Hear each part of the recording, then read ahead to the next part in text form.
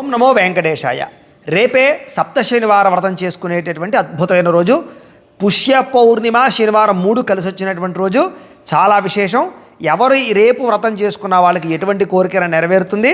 అందరూ రేపటి రోజున ఖచ్చితంగా సద్వినియోగపరచుకోండి. అందులోనూ ధనుర్మాసం ఇంకా అద్భుతమైన విశేషం అన్నమాట. కాబట్టి అందరూ సప్త శనివార వ్రతాన్ని ప్రారంభించేవాళ్ళు ప్రారంభం చేయండి, చేసుకునే వాళ్ళు కూడా భక్తి శ్రద్ధలతో చేసుకోండి. అయితే ఎవరికైతే కొత్త వాళ్ళు ఈ వ్రతం చేసుకుందాం అనుకుంటున్నారో వాళ్ళందరికీ కూడా మేము ఆల్రెడీ సప్త శనివార వ్రతానికి సంబంధించినటువంటి పూజా విధానాన్ని అంతటి కూడా మీకు వీడియోగా తయారు చేసాం.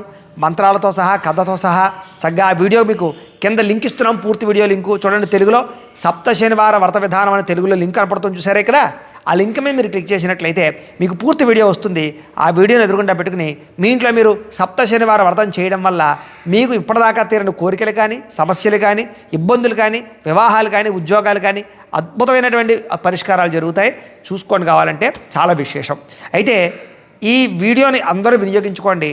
అయితే ఎవరికైతే వెంకటేశ్వర స్వామి వారు ఇష్టమో వాళ్ళందరూ కూడా ఒక్కసారి వెంకటేశ్వర స్వామి వారు తలుచుకుని ఒక్కసారి ఇక్కడ లైక్ బటన్ కొట్టడానికి మాత్రం ప్రయత్నం చేయండి. స్వస్తి.